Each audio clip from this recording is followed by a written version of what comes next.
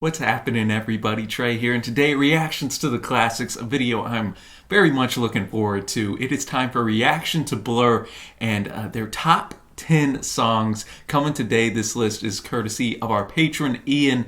Ian, I know, is a huge Blur fan, knows a lot about the group, and so I'm really excited to dive in to the selection he has brought to me today. And Ian did a nice little write-up as well for the tunes. If you don't know, though, I always like to just kind of give an overview, a little bit of the group. I, of course, have heard of Blur and a few of their, more popular tracks, but never dove into a full record, and so I don't know a lot of the songs on the list today.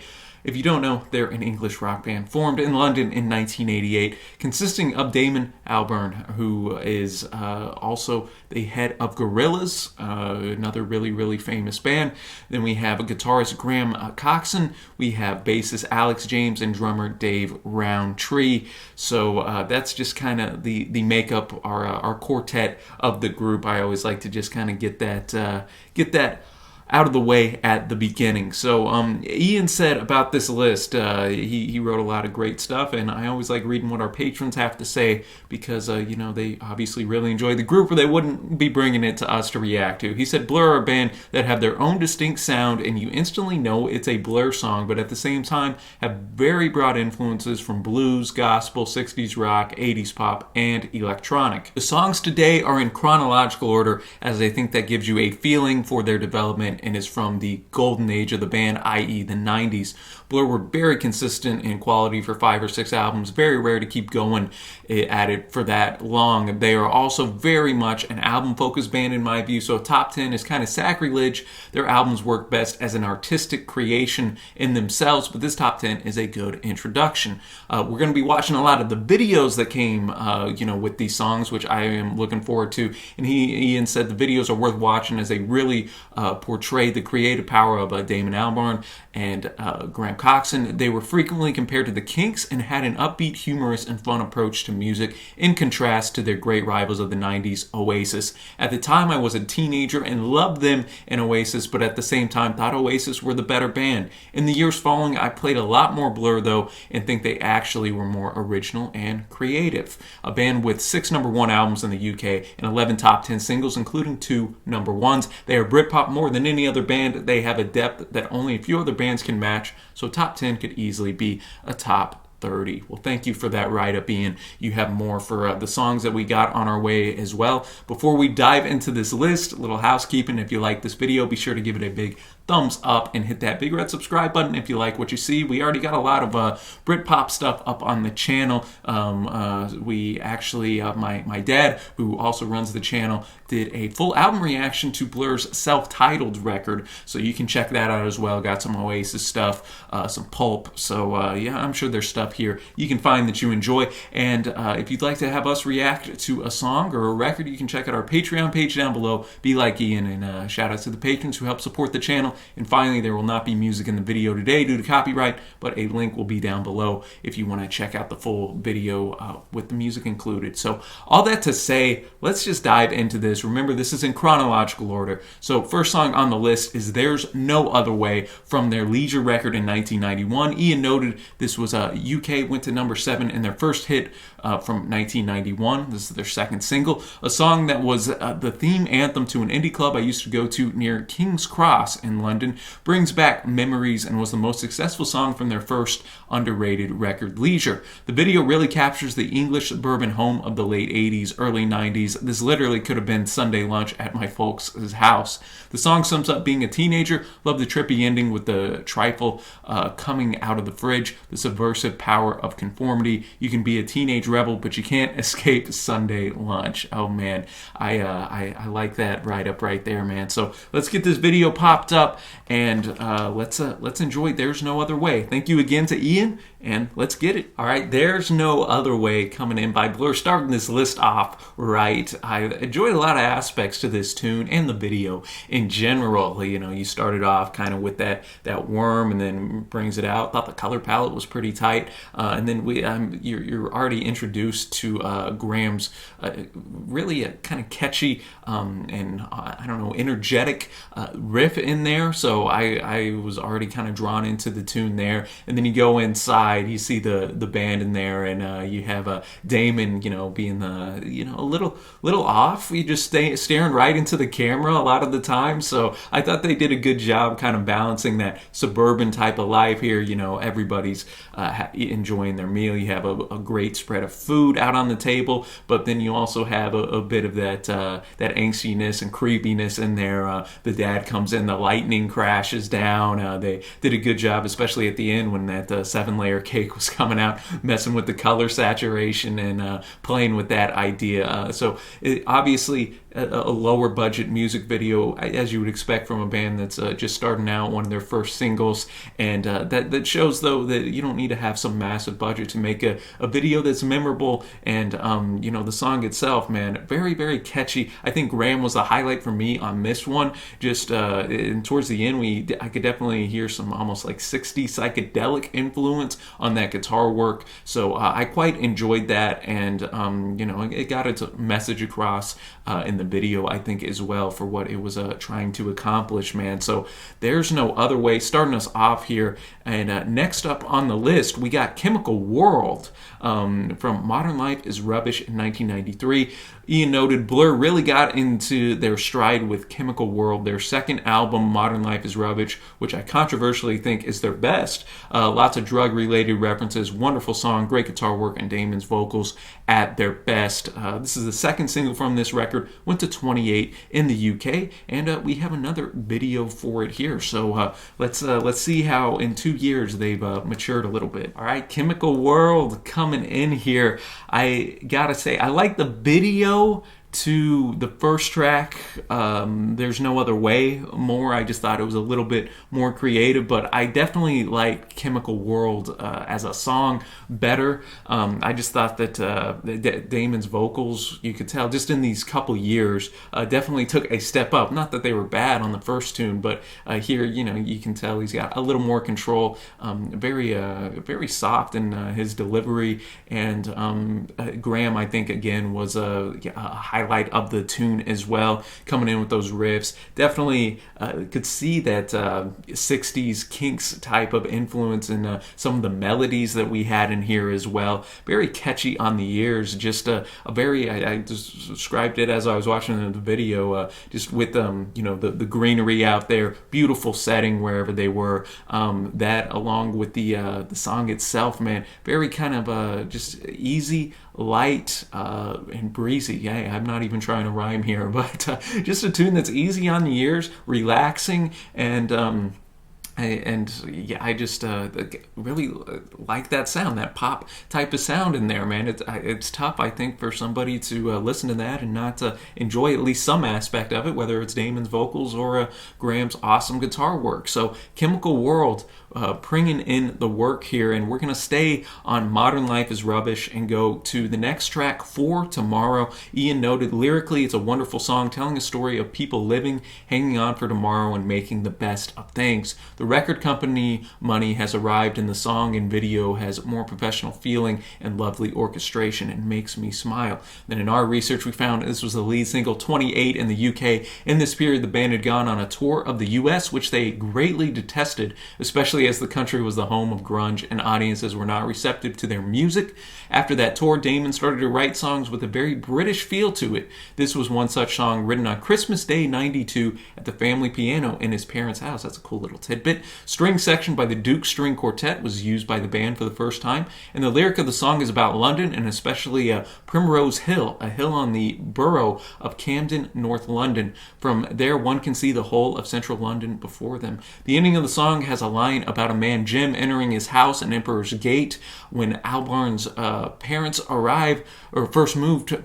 And when Damon's parents first moved to London, they lived in a flat next door to the Beatles. Oh, wow. Albarn stated that he used Emperor's Gate in the lyrics because of this. 13 Emperor's Gate was the first London-based home for the Lennons. They lived there in 64. He found it romantic that his parents lived right next to these people. Well, that is a cool little tidbit. Store that away, people, for a music trivia night at some point. Mojo Magazine chose this song in their 50 greatest British tracks ever list, and the music video itself was shot entirely in London as well. So that's just a little bit of a background there that I think will kind of aid in our enjoyment of this tune. So For Tomorrow, definitely the, I think, best video, of course, just with that production quality upped, and liked how it was just shot in black and white. You got the la la la's in there, showing a bit of a slice of life from everybody in the area, young, old, black, white. I thought that was tight.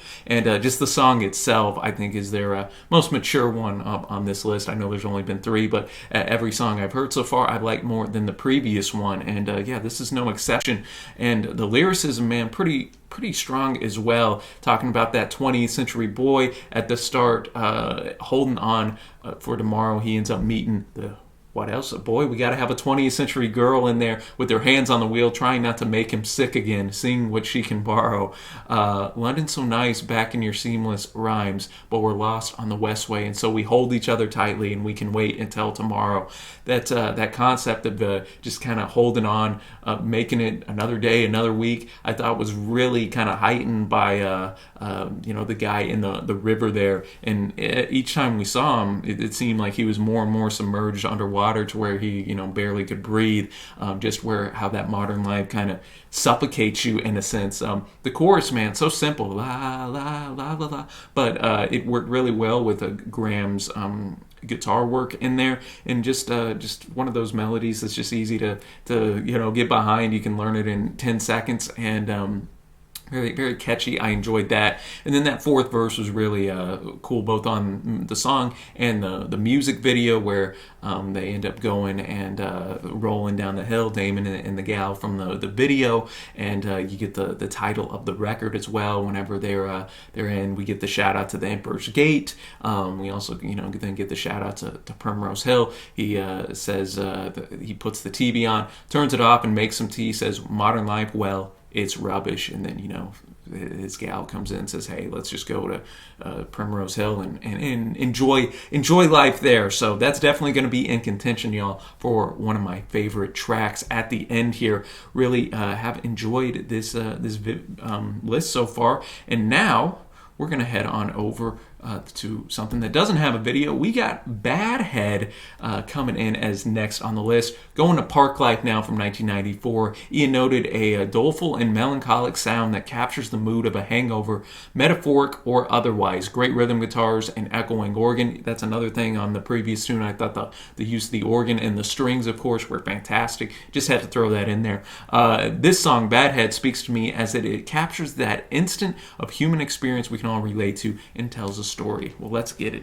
All right, Bad Head coming in as song number 4 on this top 10 list. And again, as we go to another album, I know it's only a year later than Modern Life is Rubbish, or somewhere in there, but you can already tell that maturity in their sound. They're adding those layers and layers to it. Here we had a little bit of a horn action, had some saxophone, a little trombone that were kind of quiet in the mix at the start. Before we really get into it, we had a little organ and a key usage and a little instrumental break in the middle that as Ian said, kind of aided in that melancholic tone. And the lyricism, some of my favorites so far on the list, because you really can just kind of get to the heart of what this character's feeling, saying he's kind of losing touch with somebody. It's no surprise that today I get up around 2 from a lack of anything to do. This guy's a little aimless. He maybe is a bit depressed, maybe he is just getting up from 2 from maybe hitting the bottle from the night before as well. We got some of that in here. A lot of kind of multiple interpretation lines, which I enjoy. And he notes, I might as well just grin and bear it because it's not worth the trouble of an argument. See, sometimes it's easier for us to just say, whatever, it's too tough to change a situation. Sometimes it's just got to put that happy face on and keep going with it. And he notes kind of later on, get up around 2 with nothing to do except get a touch of flu. Again, maybe kind of going with that hangover vibe. He also notes it's like a bad head in the morning. So that, I think, again, aids to kind of that hangover interpretation in there. Whatever the case may be, definitely a grittier sound here from Blur, and one I enjoyed. And now we're going to stay parked at Parklife. Y'all like what I did there. End of the Century is next on this list. And Ian noted storytelling song greatness. The end of a century seems a long time in the future at the time. Great orchestration and harmonization. Really a polished product by Parklife. Blur's Waterloo Sunset. Ooh, another Kink shout out there.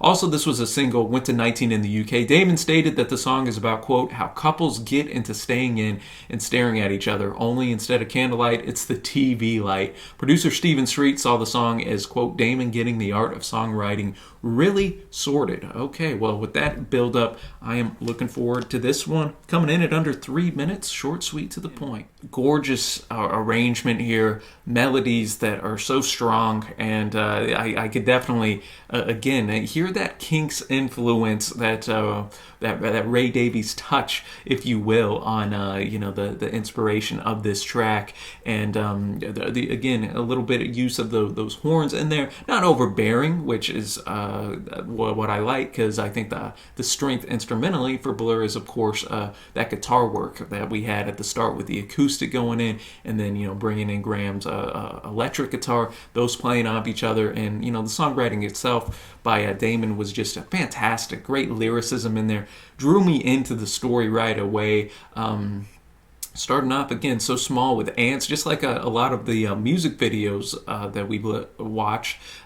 Started off looking at the worm or the rabbits, this or that, kind of in nature. Talking about Good Morning TV. You're looking so healthy, so already kind of bringing in that TV atmosphere, and then that chorus, man, again, just kind of hooks you in right away, which is what any good chorus should do. We all say, don't want to be alone. We wear the same clothes because we feel the same. We kiss with dry lips when we say goodnight. End of a century, oh, it's nothing special. Again, kind of highlighting, not that I know a lot of the group, but going from that whole modern life is rubbish type of atmosphere to come into this, just kind of poking, I think, holes, and having a little bit of fun with kind of the modern life that they were living in, and I'm sure they would have much to say here in 2021 with how much the world has changed.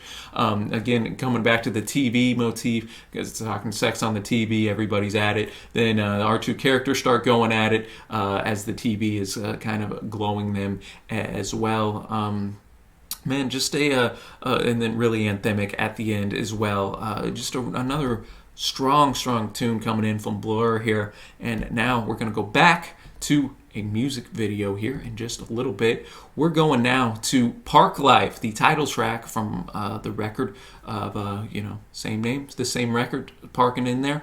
Ian said probably their best known song in the UK and title track from the Parklife album. It's a love it or hate it song. Initially I hated it, but it sums up the music of the Britpop era, and nostalgia has taken over me and made me a fan. It is a documentary for all Americans on stereotypical Cockneys, which are traditional Londoners. Hopefully I said that right, but you can make fun of this American if I didn't.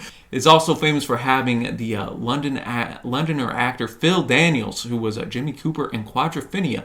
And in our research, his third single went to 10 in the UK. The song contains elements of spoken word in the verses narrated by Phil Daniels, who also appears in the song's music video. Choruses are sung by lead singer Damon Albarn. Won the British Single of the Year and British Music Video of the Year at the 95 Brit Awards. According to Graham, the song was sarcastic rather than a celebration of Englishness. He explained that the song, quote, wasn't about the working class, it was about the park class, the dustbin men, the pigeons, joggers, things we saw every day on the way to the studio, and that it was about having fun and doing exactly what you want to do.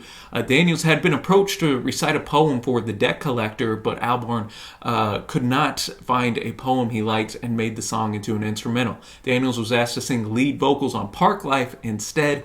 Daniels reinvigorated the band, who had grown tired of working on the track, and Daniels was unfamiliar with Blur, but after talking to Damon, he accepted the job. The recording in the studio took about 40 minutes only. Daniels opted for a cut of the royalties rather than being paid up front. Probably a smart move in hindsight. The song played a part in Blur's supposed feud with Oasis at the '96 Brit Awards, when the Gallagher brothers, Liam and Noel, taunted Blur by singing a drunk rendition of Park Life, mimicking Damon's accent. When the members of Oasis were collecting the Best British Album Award, which both bands had been nominated for, I know Oasis and Blur had a bit of a Britpop beef, so that would be fun to dive into a video one day as well. NME noted that this was 41 on their list of 50 greatest indie anthems ever, and the Kinks' Ray Davies spoke glowingly of the song, calling it, quote, maybe their best song and certainly their best record, stating, one of my fondest times with Damon is a poetry festival at the Albert Hall. He sang one of my songs and I sang Park Life. Then I understood the similarities between the Kinks and Blur.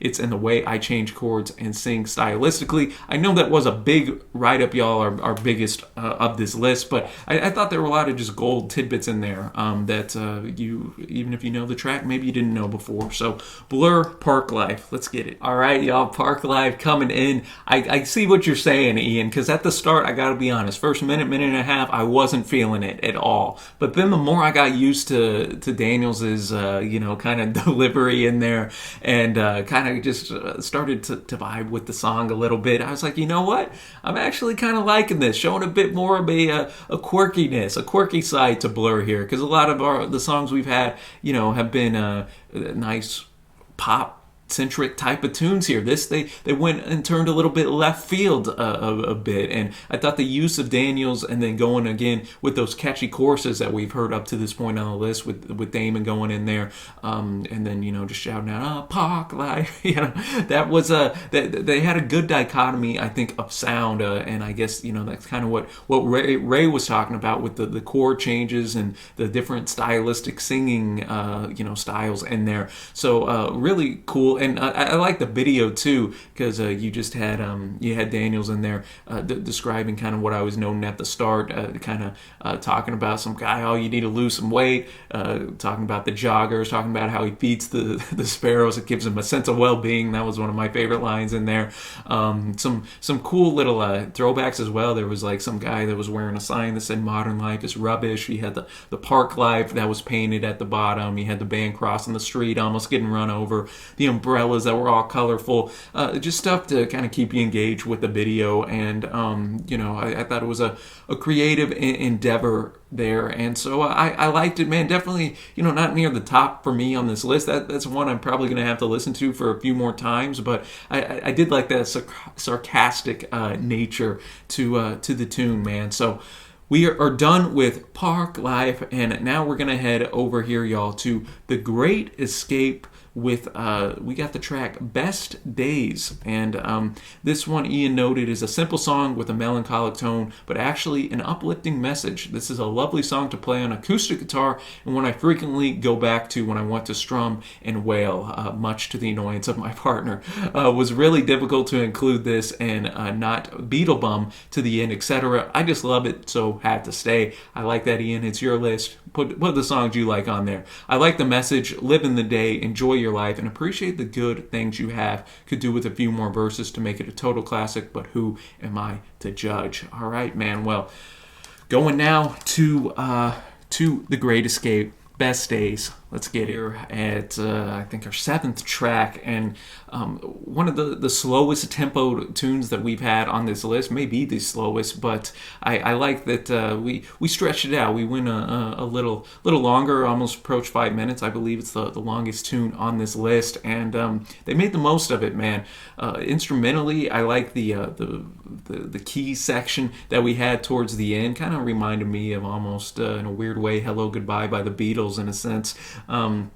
kind of was a little bit more upbeat, for where the rest of the song and the chorus, kind of just drifting and a little bit, lower, energy in the instrumentation there. I thought Graham had some cool little leads playing off the chorus as well, and that guitar work, and just that message in there where, he's just he's looking out, kind of showing the world and all the kind of trash things that are happening, and the stuff that people don't like to do, working nights, picking up the London yo-yos, and talking. Then in the chorus, though, we kind of bring that up, and I think it's the highlight of the track. Other people wouldn't like to hear you if you said that these are the best days of our lives.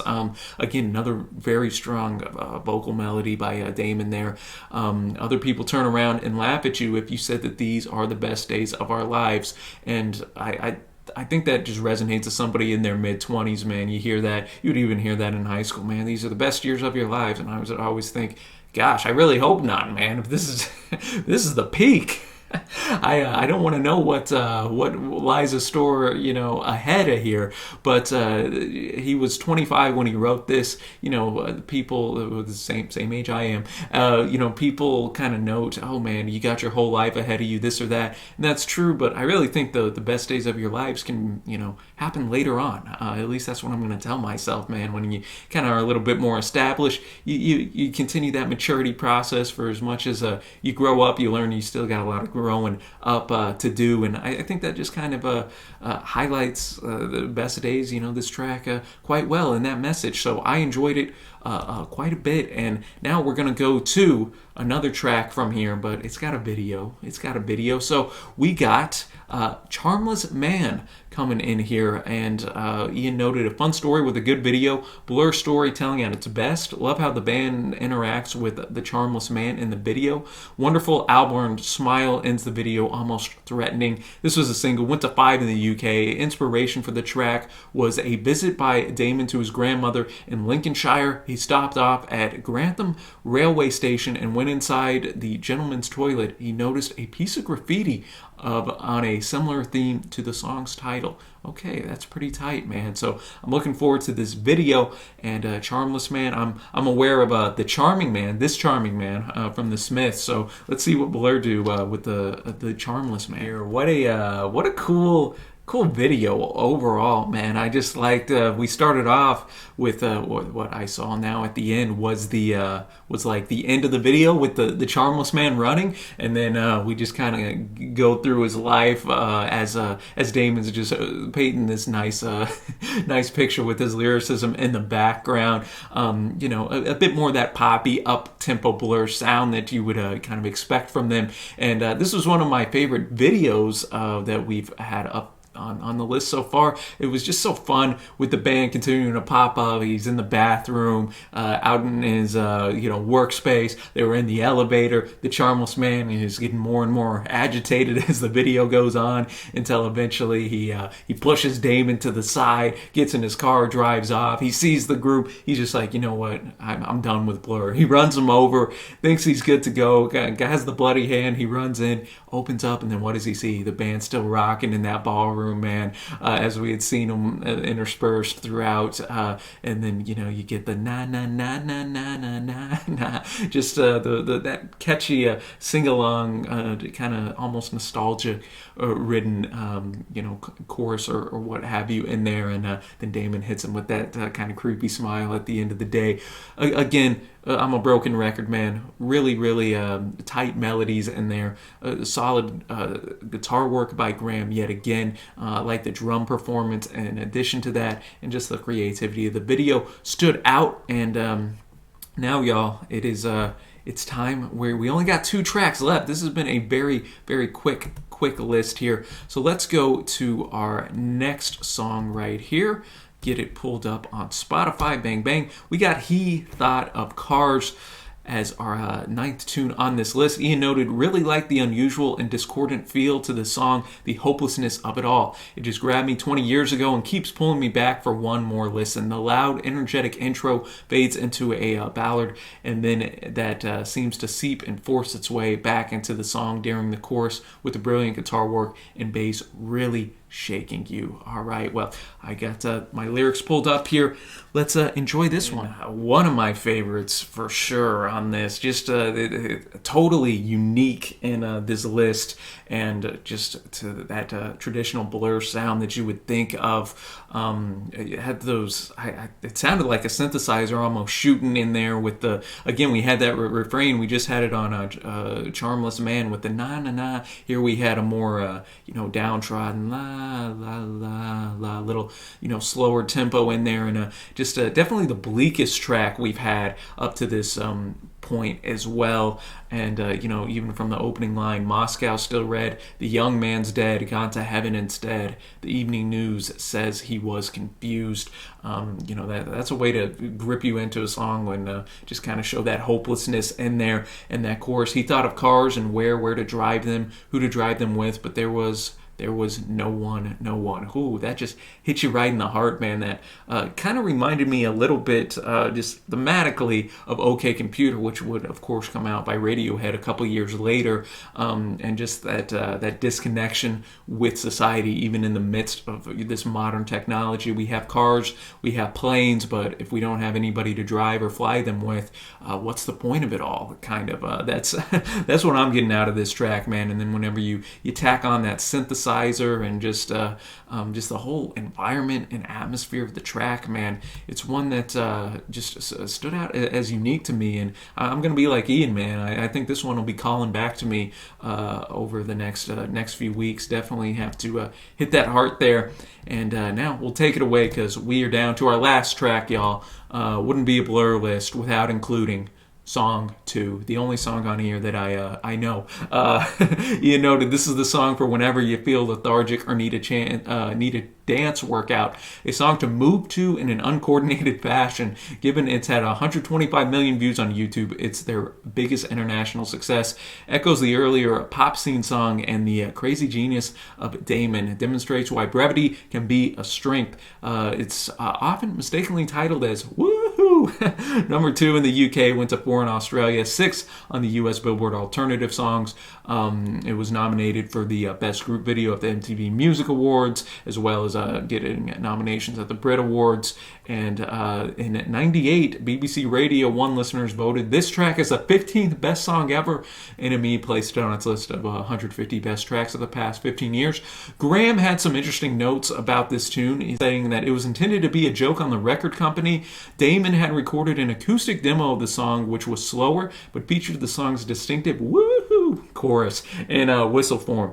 Coxon then suggested that they pump up the speed and perform the song loudly, with Coxon deliberately seeking out an amateurish guitar sound. From there, Coxon told Albarn to tell the record company that they wanted to release the song as a single to blow the label's heads off. To Coxon's surprise, record executives reacted positively when asked if the band had any idea of the song's commercial appeal. Graham replied, quote, "We just thought it was way too extreme." The track was originally nicknamed Song 2 as a working title, which represented its slot in the track list, but the name stuck. The song is 2 minutes, 2 seconds long with 2 verses. So I am definitely familiar with this tune, and man, that woohoo chorus, it definitely can stick in your head. So let's get to this, and then afterwards I will drop my favorite tracks on this great Blur Top 10 list. All right, Song 2, bringing it, man. Just an iconic track of the 90s that I think if you play that opening 15 seconds for people that grew up in that era, or shortly thereafter, they'd know what it was right away. And that's interesting as well. You got in an instance, this happens with bands all the time, where this is definitely, not near, in my opinion, the top of this list at all in the terms of just song quality, and yet it became the most popular tune they ever did on a worldwide basis. It's kind of interesting to look at that and how that works out. Radiohead had that problem with Creep, of course, famously, before they were like, hey man, why don't you look at this other work that we've done type of deal. So it's just one that I think, Ian, you said it best. It kind of gets the blood going. You're ready to get up and get moving a little bit. The music video even shows that. Ready to get heavy metal, just running into the walls type of deal. But instrumentally, I think drumming, a highlight there. Guitar work, we had more distortion than any other track I can remember on here, but I wouldn't even place it in the top half, honestly, actually, of songs we've had on here. And that, I think, is a testament to how good their catalog is, because I still really do enjoy this tune. It's short, sweet, to the point, and it is really, really strong. So shout out to you, Ian, for including that on the list and just this whole top 10, man. Really enjoyable. Ian also noted this list misses off many of the biggest hits like Girls and Boys, The Universal, Country House, and Tinder, and other songs I think are wonderful, such as This Is a Low, To the End, Beetlebum, Coffee and TV. It really is a list of Blur songs I'm most attached to. I own all the Blur albums, and their more recent efforts have some good stuff on them, but I don't feel like I connected with it so well. I just always like to give a shout out to the honorable mentions that our folks had on here. Now, that'll take me to my favorite tracks on this list. I gotta go in no particular order. I gotta go with He Thought of Cars. That one really just was quite moving, man. It was lyrically very strong and bleak, and I liked the kind of instrumental twists and turns that they included in there as well. I'm gonna also go with man, this is tough because there's so many great tracks on here that I really dug and enjoyed. I gotta go give a shout out for Tomorrow. I thought that music video, it might have been my favorite, just with next to Charmless Man, just with the whole black and white atmosphere to it. I really enjoyed that, and those strings in there were next level. And for my other favorite tune, I'll give a little shout out to End of a Century. Just thought the lyricism and storytelling in particular were really strong. But man, there's not a song on here that I disliked. Even Park Life grew on me as it was going on. Also really dug Best Days. Heck, I could go through this entire list and just give a shout out to it all. But as we wrap up here, again, just want to shout out Ian. Be sure to give him some love down in the comments below. And yeah, man, Blur definitely this just piqued my interest to go check out their catalog. Always open to more suggestions down below as well for any maybe song reactions in the future, whatever the case may be. So thank you again to Ian. Shout out to Blur for making some awesome music. And until next time, y'all, thanks for watching, happy listening, and I will see you.